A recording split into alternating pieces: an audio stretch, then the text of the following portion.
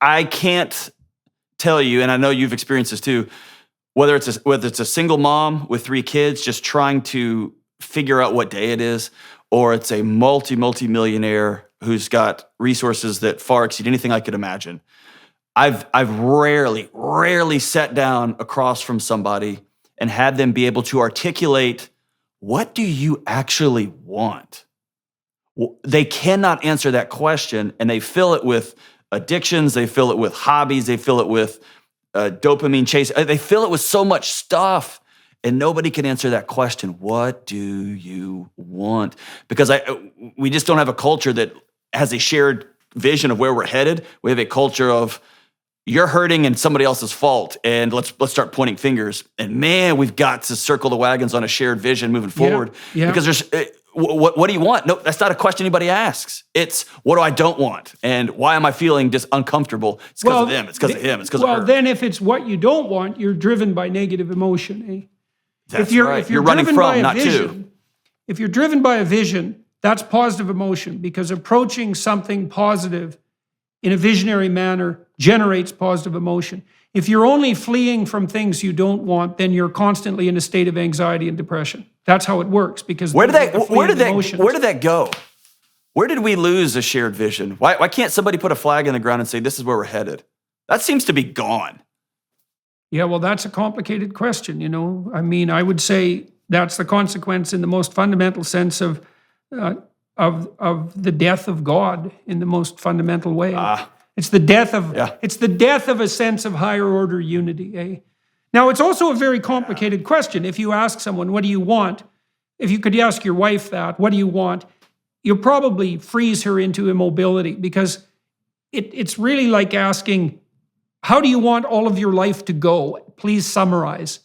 And one of the things that, well, it's a lot, And one of the ways that you can deal with that, which you undoubtedly know as someone who's conversant with cognitive behavioral techniques, is you can ask people more micro questions too about what they want. So you might say, well, we did that on the dating front already, right? We talked about that. We talked about how you might think about how you want your meal times to go. We only talked about dinner time, but you could talk about breakfast and lunch as well. And then there are other micro domains that are very crucial that you can also consider. It's like, so you could ask yourself, well, if you could have the education you wanted, what would that look like? If you had the job or career track that would motivate you, just hypothetically, what might that look like? Sketch out a bad plan. If you had some friends, do you want some friends? And if so, how many? And if you had friends and the right number, how much time per week would you like to spend with them? And if you had some time outside of work and familial responsibilities, what might you like to do with your time that you would really like to do? And the thing about these questions is that they're real questions. There's this gospel statement that if you knock, the door will open, and that if you ask, you will receive, and if you search, you'll find. If you seek, you'll find. And people who are faithless in some sense think about it as kind of a Hallmark greeting card approach to the world. It's just, you just ask for things and they appear. It's like, no, that isn't what any of that means. It means nothing that you want will manifest itself unless you aim for it. And you won't aim for it unless you know what it is. And you won't know what it is unless you ask yourself. And then you might say, well, why don't you ask yourself? And the answer is, well, maybe no one ever explained to you that you needed to, which is a crucial issue. And then maybe you don't also trust yourself.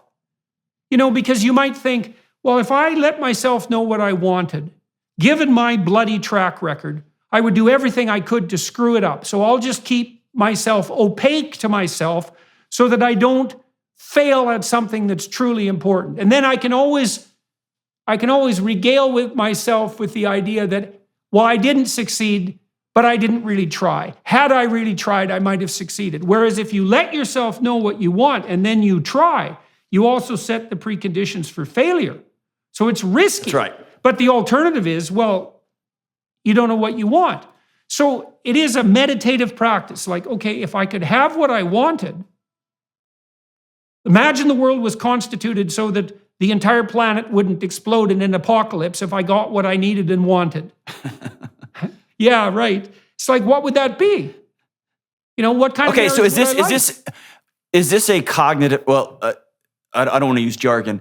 Is this a thought exercise or is this a feeling exercise? Because here's what I'm seeing across the country. I thought it would feel different when I finally got that associate vice president job. Yeah, I right. thought I would feel a certain way when I got a car. I thought if I could just get her to date me, I would feel a certain way. And people are realizing in rapid fashion, I thought if my politician won, I would suddenly feel a certain way. Here's a great, I testified in a court case against somebody years ago. A former student of mine got into did some really terrible things. And he got a long jail sentence. And the next morning I woke up and I read what the judge had written and in the sentencing, and the judge used some of my words, and I remember feeling sick to my stomach. And I called a mentor of mine, a psychology friend, professor of mine, and asked her, I said, man, I feel gross. And she said, John, nobody wins here. And I had this perception that I was going to feel a certain way when justice was done and the right thing happened. And I realized, man, I'd thought this through cognitively, but I had not managed. How are you going to actually feel? Because nobody wins. Somebody's life is ruined over here. Somebody's life is still ruined over here. I think we have to. I don't know. You're infinitely. You've got infinitely more wisdom than I do on this, but I find that the cognitive exercise is helpful. But it really is important to sit down and say, okay, how are you going to feel 5 days after you've bought this car that you think you have to have? Will the lack of a red wave during the midterms lead to more reckless spending by a more emboldened administration, higher taxes, deeper inflation? If you're unsure how the next 2 years will unfold, talk to Birch Gold Group about protecting your savings with gold. Birch Gold makes it easy to convert your IRA or 401k into an IRA in precious metals, so you can own gold and silver in a tax-sheltered account. Here's what you need to do. Text Jordan to 989898 to claim your free info kit on gold. Then talk to one of their precious metal specialists. They will hold your hand through the entire process. With an A+ rating with the Better Business Bureau, thousands of happy customers, and almost 20 years of experience converting IRAs and 401ks into precious metals IRAs, Birch Gold can help you protect your savings too. Text Jordan to 989898 and protect yourself with gold today. That's Jordan to 989898. Okay, so the first thing is that the probability that you'll be happy because you've accomplished something in any permanent sense is virtually zero. And the reason yes, thank you for saying that. Well, the reason for that isn't what positive emotion is for. Positive emotion is to indicate that you're making progress towards a valued goal. Yes. Now it's the driver, right? Not the finish line. Exactly. Well, and that's actually pharmacologically separate, right? Because a satiation reward, which would be the accomplishment of something, calms you and stops that program from running. So, for example, once you've become vice president, if that was your goal, then the whole pursuing vice president program comes to a halt. Now, the problem with that is it leaves you without a goal, and it also leaves empty space, which you immediately have to fill. And so often people feel disquiet because now they don't know what to do. And they miss that rush because they're no longer pursuing something. And so it's very important to know that positive emotion is experienced in relationship to a valued goal. And then the question becomes, well, what's the most valuable goal to pursue? And that's really a metaphysical and a theological question.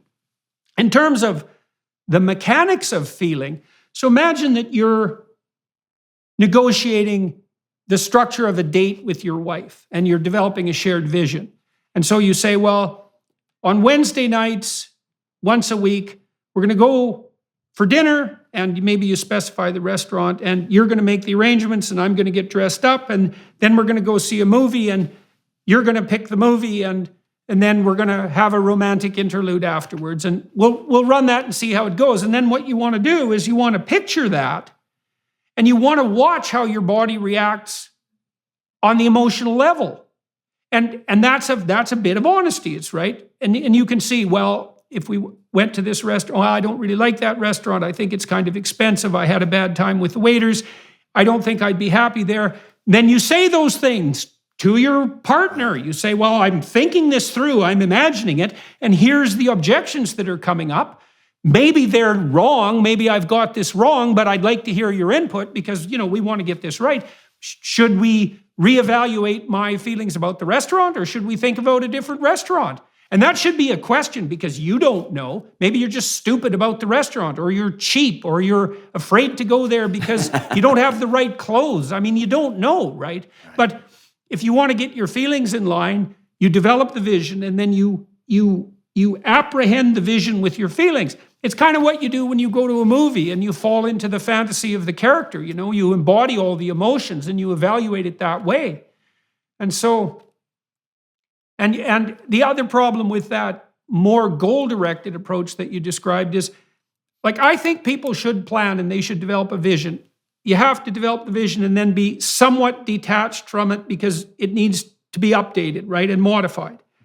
And hold it loosely, yeah. Yeah, you hold it loosely. Yeah, that's right, because you're fallible and maybe you can come up with a better plan. Not every minute, because you'll drive yourself mad that way, but now and then. Or I was obsessed as a young higher education professional with becoming a college president until I sat down at the senior leadership table and I realized I don't want that life.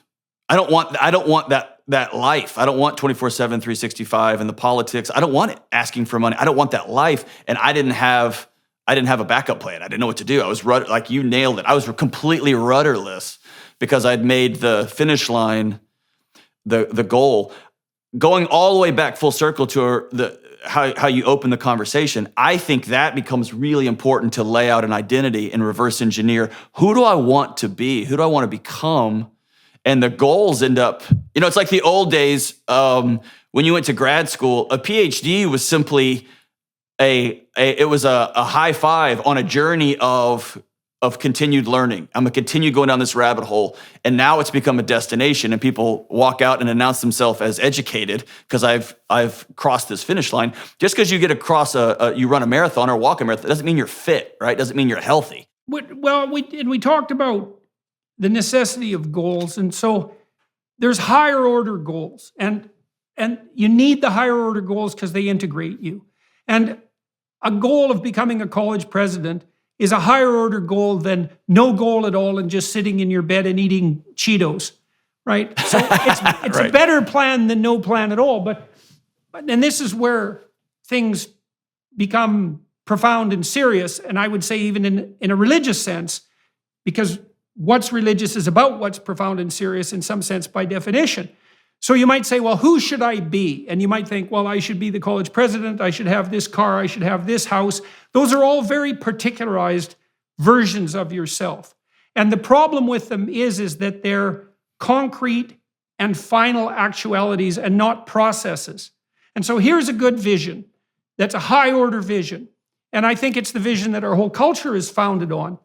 I should be the person who genuinely confronts the problems and challenges that confront me in my life.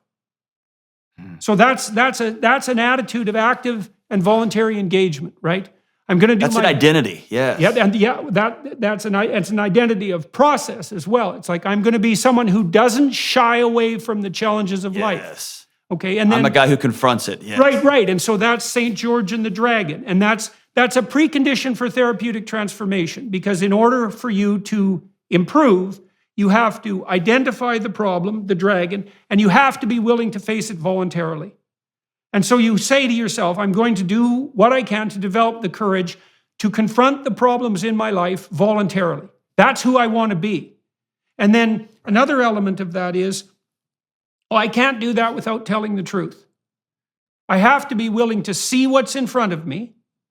And I have to be willing to admit to myself what I think and feel, and I have to be willing to communicate that. And so you could say, well, that makes your goal something like, to think about it archetypally, you talked about Jungian approaches earlier, is that makes you into a truth-telling hero. And then maybe underneath that, it's like, well, could I become college president? Could I be successful in my business? Could I be successful in my marriage? It's like, That's all well and good, and those are more concretized goals. But the highest order goal has to be something like an approach rather than a final state.